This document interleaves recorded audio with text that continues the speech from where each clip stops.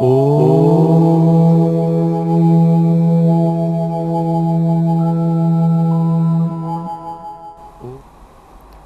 Management, leadership, transformational model जो हमारा road map है, इस रोड मैप को आगे देखते हैं हम कि किस प्रकार विजन को प्राप्त करने में जो बैरियर्स आते हैं, उस बैरियर्स को हम स्पिरिचुअल इंसाइट्स के माध्यम से ओवरकम तो कर सकते हैं, परंतु उसके बाद गोल सेट करना बहुत जरूरी है।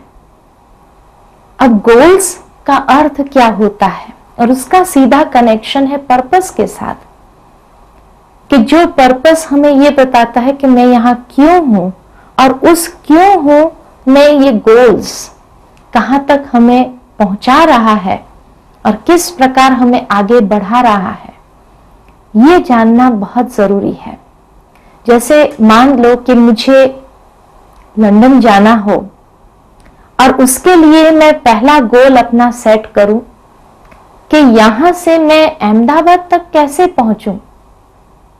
तो पहला गोल मेरा हो गया, फाइनल डेस्टिनेशन मेरा लंदन है, लेकिन पहला गोल है मेरा अहमदाबाद, कि अहमदाबाद तक मुझे कैसे पहुंचना है। बाय कार पहुंचना है, बाय रेल पहुंचना है, कैसे पहुंचना है। वो गोल फिक्स करने के बाद दूसरा गोल मेरा होगा बॉम्बे, अहमदाबाद टू बॉम्बे दूसरा गोल, और तीसरा गोल सीधा लंदन होगा या और कहीं है। इस प्रकार जीवन की यात्रा में भी विजन ये फाइनल है, डेस्टिनेशन, लेकिन वो विजन को सीधा तो कोई नहीं प्राप्त कर सकता। तो उस विजन को प्राप्त करने के लिए पहला गोल मुझे अपनी लाइफ में क्या बनाना पड़ेगा या क्या रखना पड़ेगा, क्योंकि तब हम उस गोल, उस विजन को प्राप्त कर सकते हैं गोल्स के माध्यम से। और गोल पता होने से स्ट्रेटेजी फिक्स करना हमारे लिए सहज है, लेकिन वो स्ट्रेटेजी भी ऐसी हो जो हमारे वैल्यूज के साथ हो, कॉन्ट्राडिक्ट न कर रही हो हमारे वैल्यूज को, और तब एक्शन प्लान हम बना सकते हैं। तो स्ट्रेटेजी, एक्शन प्लान और वैल्यूज तीनों एक साथ होने चाहिए। जो स्ट्रेटेजी मैंने बनाई, कि जैसे बताया कि भाई मुझे यात्रा में जाना है, तो पहला गोल मेरा अहमदाबाद है, तो अहमदाबाद जाने की स्ट्रेटेजी में कौन सी अपनाऊंगी, रोड अपनाऊंगी, कार अपनाऊंगी, बस में जाऊंगी, ट्रेन में जाऊंगी, कैसे जाऊंगी मैं। और दूसरा जो गोल मेरा रखा है बॉम्बे, तो बॉम्बे तक मैं कैसे जाऊंगी, वो स्ट्रेटेजी क्या अपनाऊंगी, और वो स्ट्रेटेजी के लिए मेरे पास बजट इतना है। अगर मैं फ्लाइट में जाना चाहूं तो मेरा बजट इतना है जो उसको अलाउ कर रहा हो, और तब मैं उसको करूं। अगर मेरा बजट अलाउ नहीं कर रहा हो तो इसी प्रकार जीवन के अंदर भी जो गोल्स हम सेट करते हैं, उसके साथ स्ट्रेटेजी सेट करना बहुत जरूरी, और वो स्ट्रेटेजी हमारे बजट के साथ, यानी हमारी वैल्यूज जो हमारा एक बहुत बड़ा ट्रेजर है, उस ट्रेजर के साथ अलाइन होना चाहिए। इतना ही नहीं सिर्फ, लेकिन एक्शन प्लान जो हम अपनाते हैं वो भी उससे कॉन्ट्राडिक्टरी नहीं होना चाहिए। तो ये तीनों एक लाइन में हो, और तब इम्प्लीमेंटेशन प्रोसेस यानी हमारी लाइफ का एक आधार बन जाता है, कि जिस लाइफ को दूसरे भी एक इंस्पिरेशन का सोर्स मान सकते हैं, जहां हम अपने जीवन में कुछ प्रिंसिपल्स डेवलप कर सके कि भाई हम अगर सक्सेसफुल हुए हैं तो ये मेरी जीवन की सीक्रेट है। तो इसलिए ये ट्रांसफॉर्मेशनल मॉडल हमेशा हम अपने ध्यान में रखें। हमारे लाइफ के अलग अलग एरियाज हैं, जैसे एक वर्क लाइफ है, एक सोशल लाइफ है, एक फैमिली लाइफ है, और एक पर्सनल लाइफ है या फ्रेंड्स के साथ है। तो इस प्रकार अलग अलग हमारी लाइफ के एरिया है। कई बार क्या होता है कि गोल सेट नहीं करते हैं, तो सारे जो ये अलग अलग एरियाज हैं हमारी लाइफ के, वो सारे मिक्स होने लगते हैं, और तब व्यक्ति बहुत कंफ्यूज होने लगता है। क्योंकि ये तो हमें मालूम है कि हम सभी एक बात में तो बहुत माहिर है, इंपोर्ट एक्सपोर्ट बिजनेस में। क्या इंपोर्ट एक्सपोर्ट बिजनेस करते हैं कि घर का टेंशन लेकर के ऑफिस में जाएंगे, ऑफिस का टेंशन फिर सोसाइटी में लेकर के आएंगे, कोई सोशल मीटिंग अटेंड करने जा रहे हैं तो वहां पर ले जाएंगे, फिर जब फ्रेंड्स के साथ जाते हैं तो वहां पर ये ले जाते हैं। तो ये हमारे अलग अलग एरियाज ऑफ लाइफ में टेंशन इंपोर्ट एक्सपोर्ट हो रहा है। तो मुख्य एरियाज को मुझे आइडेंटिफाई करना है कि की result areas of my life कौन से हैं। तो उसमें 4 मेन है। एक करियर लाइफ है मेरी, एक फैमिली लाइफ है, एक मेरी सेल्फ डेवलपमेंट मेरी पर्सनल लाइफ है, और एक मेरा हेल्थ का एरिया है, स्वास्थ्य मेरा।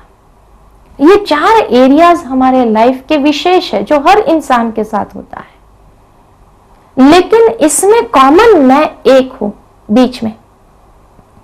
और हर जगह मुझे जब जाना है तो अलग अलग अपना स्वरूप तैयार रखना पड़ता है, उस रूप से मैं दूसरों के साथ भी इंटरैक्शन में आती हूं। तो ये की रिजल्ट एरियाज को समझ लेना है, और उसमें मैं एक किस प्रकार सब रोल्स को मैनेज करूं, और सब रोल्स को मैनेज करने के लिए जो गोल्स हम रखते हैं अपने जीवन के, उसको कहा जाता है वो गोल्स स्मार्ट गोल्स होने चाहिए। स्मार्ट गोल्स अर्थात क्या? स्मार्ट गोल्स अर्थात एस स्पेसिफिक, बहुत क्लियर हो कि कहां मुझे जाना है। पहला मेरा गोल कौन सा होगा? चलो हेल्थ एरिया है या वर्क एरिया है, उसमें मेरा गोल कौन सा मैं रखूं? उसमें मेरा विजन है सक्सेसफुल होना वर्क लाइफ में। तो सक्सेसफुल होना है तो पहला मेरा गोल कौन सा होना चाहिए कि मुझे अपने काम में परफेक्शन तो लाऊं।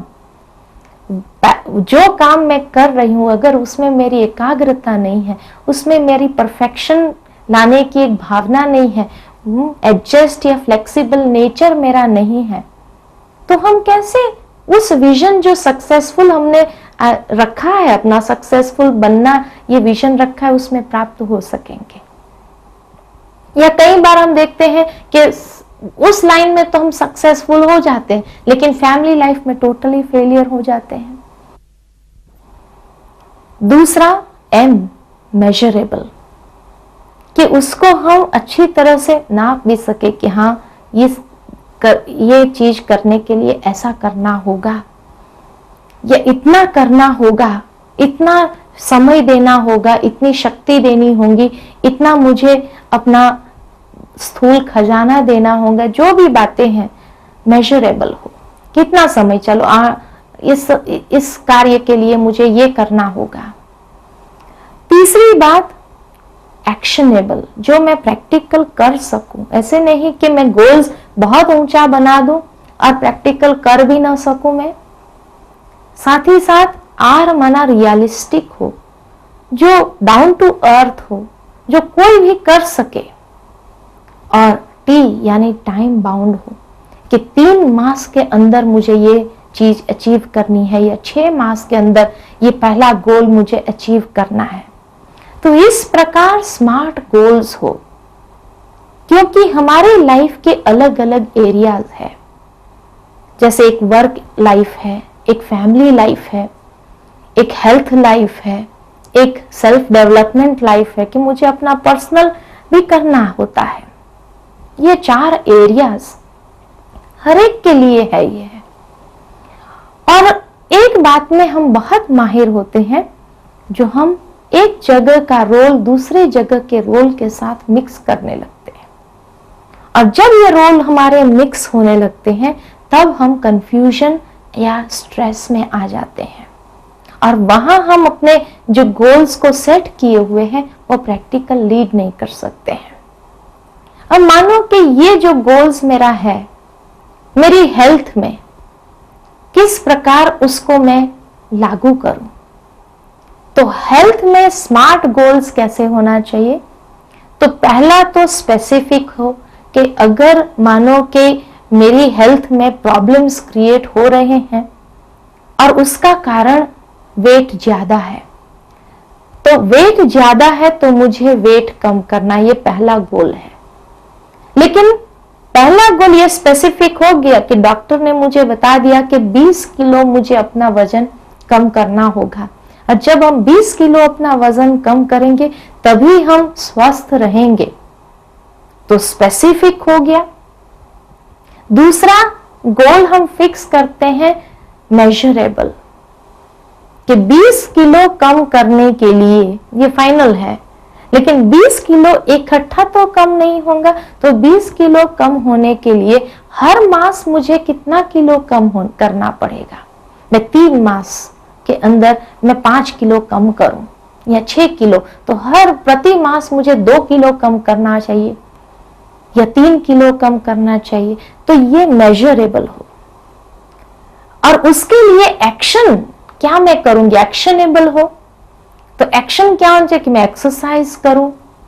अगर मेरी हेल्थ एक्सरसाइज के लिए परमिट नहीं कर रही है तो मैं डाइटिंग करूं, या ऐसी एक्सरसाइज करूं जो मेरे लिए पॉसिबल हो, या एक्सरसाइज नहीं भी कर सके तो चलो वॉकिंग ही करें हम, और उस वॉकिंग के द्वारा हम करें, या तो कोई हठ योगा को अपनाएं, माना एक्शनेबल हो। चौथी बात, वो रियलिस्टिक हो, कि जो हमारे लिए प्रैक्टिकल है, कि जो मैंने गोल फिक्स किया कि एक मास में 2 किलो या 3 किलो मुझे कम करना, तो I am able to do it, realistic हो। और टाइम बाउंड, कि टोटल मुझे 6 मास में अपना 20 किलो या 1 साल के अंदर 20 किलो वजन कम करना है। तो इस प्रकार गोल्स हम सेट करते हैं हेल्थ एरिया में। इसी प्रकार फैमिली लाइफ है, तो फैमिली लाइफ में भी ऐसे ही हम अपने गोल्स को सेट कर सकते हैं कि फैमिली लाइफ में अगर कोई डिस्टरबेंस आ रही है तो क्यों आ रही है, और उसको दूर करने के लिए हम क्या करेंगे। तो पहली बात कौन सी दूर करेंगे हम, समझो मेरे ईगो के कारण अगर फैमिली में कोई प्रॉब्लम्स क्रिएट हो रही है, बार बार क्रिएट हो रही है, तो ये स्पेसिफिक हो गया कि ego is the main cause. अब ईगो को दूर करना है तो उसके लिए मैं एक्शनेबल क्या करूं, क्या एक्शन को अपनाऊं, स्मार्ट गोल्स को कैसे अपनाऊं। तो मैं कैसे नम्रता से बात करूं, भले बीच बीच में आप अपने ओरिजिनल नेचर में आ भी जाते, लेकिन तुरंत स्मार्ट गोल सामने होने से हम फिर नरम हो जाएं, चलो ठीक है ऐसे नहीं ऐसे करेंगे। तो इस प्रकार फैमिली लाइफ जो डिस्टरबेंस क्रिएट हो रहा है उसमें हम इस प्रकार उसको ओवरकम कर सकते हैं। तो गोल्स क्लियर हो, उसके बाद हम स्ट्रेटेजी अपनाएं, और स्ट्रेटेजी हमारी ऐसी होनी चाहिए जिसके लिए कुछ बातें बहुत क्लियर हो हमारे लिए। मानो कि कोई स्ट्रेटेजी मैंने अपना ली लेकिन वो काम नहीं कर रही है, तो उसको रीडिफाइन करो, और रीडिफाइन करके एनालाइज करो कि क्यों नहीं काम कर रही है, कौन सी ऐसी बातें हैं जो बीच में आ रही है। और अब मुझे अगर अपनी नई स्ट्रेटेजी बनानी है, अगर मान लो कि 1 मास के अंदर मेरा 2 किलो वजन कम नहीं हुआ, तो अब मुझे अपनी स्ट्रेटेजी तो चेंज करना पड़ेगा ना, कि अब मुझे और कुछ अपनाना पड़ेगा जिससे कि वेट रिड्यूस होने में वो हेल्प हो सके मुझे। तो ये स्ट्रेटेजी फिक्स करने के लिए कुछ बातें हम अपने सामने रखते हैं। जैसे सबसे पहली बात है स्पेंड टाइम इन सॉलिट्यूड, उसको थिंक करो। आप थोड़ा समय एकांत में बैठ करके सोचो, अच्छी तरह से सोचो, रिफ्लेक्ट करो, और रिफ्लेक्ट करेंगे तो आपकी स्ट्रेटेजी में जो गलतियां हैं आपको मालूम हो जाएंगी। दूसरी बात, यूज योर इंट्यूशन, कि अगर ये स्ट्रेटेजी को मैंने ठीक नहीं किया तो भविष्य में कौन सी बातें आ सकती है। तो इंट्यूशन को क्लियर रेज करके उसको सेंस करो, 6 सेंस से उसको सेंस करो। तीसरी बात, टर्न नेगेटिविटी अराउंड, यानी पॉजिटिव एटीट्यूड अपनाओ कि अच्छा ये नेगेटिव बात है या ये बात आ रही है बीच में, अब हम इस तरह से फिर उसको टर्न कर लेते हैं। हो सकता है ये ठीक नहीं हो, अभी इस तरह से टर्न करें हम, तो पॉजिटिव बन जाओ, वो नेगेटिविटी को हम टर्न कर ले।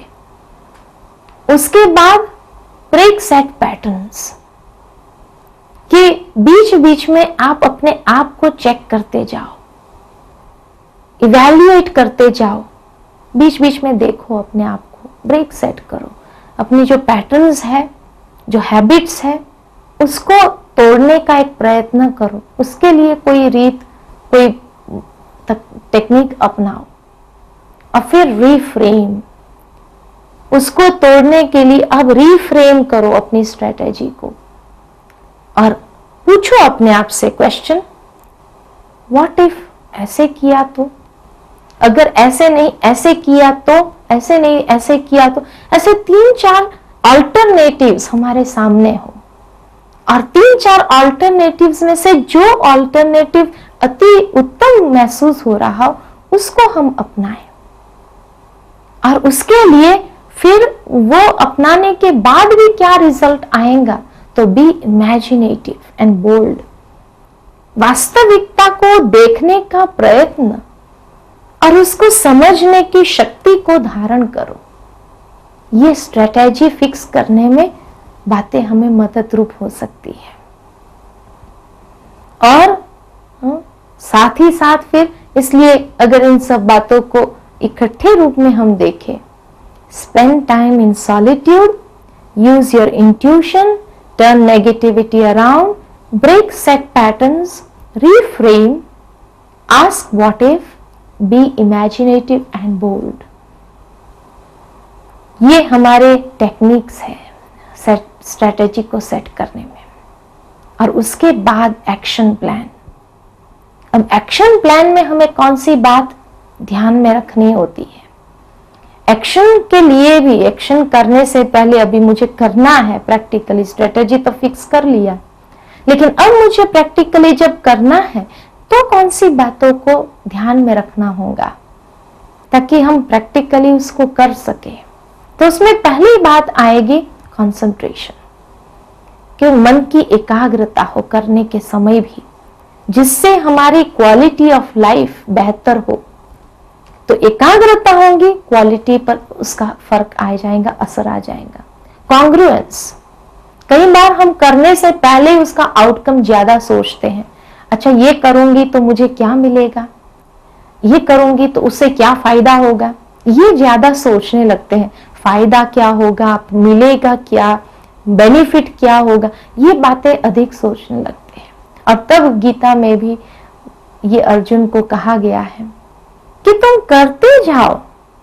जब करते जाते हैं तो उसका फल उसके साथ जुड़ा हुआ ही है।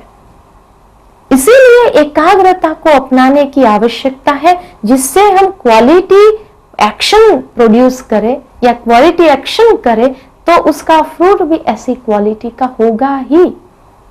उसमें कोई डाउट्स है ही नहीं। पहले सोचने से क्या होगा, सेल्फिश इंटेंशंस हो जाते हैं और सेल्फिशनेस के कारण जो हम करना चाहते हैं वैसा नहीं कर पाते हैं, तो उसकी क्वालिटी में भी अंतर आ जाता है। तीसरी बात इम्प्रोविजेशन, कि अगर कर भी लिया, चलो उसके बाद इसमें इंप्रूवमेंट ला सकते हैं हम और इसको बेहतर कर सकते हैं और बेहतर करते जाओ। हर बार जब भी आप करो, बेहतर से बेहतर करते जाओ, बेहतर से बेहतर करते जाओ उसको। और चौथी बात इफेक्टिवनेस। इफेक्टिवनेस को लाने के लिए अपने कर्म में प्रायोरिटी को ध्यान में रखो कि कौन सी बात मुझे पहले करनी है, कौन सी बात मुझे बाद में करनी है। प्रायोरिटी सामने होने से इफेक्टिवनेस बढ़ जाएंगी। और बीच बीच में समय निकाल करके रिफ्रेशमेंट, मेडिटेशन प्रैक्टिस, कि कुछ समय के लिए भी एकांत में, शांति में हम बैठ जाएं। और शांति में बैठ जाने से फिर वो रिफ्रेशमेंट, मन को रिफ्रेश करने की एक प्रैक्टिस हम डेवलप करें। क्योंकि मेडिटेशन में जब हम अपने विचारों की शक्ति को पॉजिटिव चैनलाइज करते हैं तो वो थॉट क्वालिटी एक्शन में भी ट्रांसफर होती है।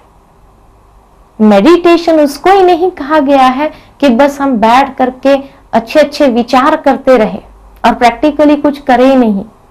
मेडिटेशन उसको नहीं कहा। Meditation is a way of life, और वे ऑफ लाइफ इसीलिए उसको कहा है कि जो क्वालिटी विचार, जो पॉजिटिव विचार हमने सोचे हैं उसको हम अपने जीवन में, अपने कर्म में ले आए, तो उससे हमारी लाइफ का स्टैंडर्ड ऊंचा उठने लगेगा और अपना सेल्फ मैनेजमेंट करना आसान हो जाएगा और वो वैल्यूज के साथ मैच करते हो।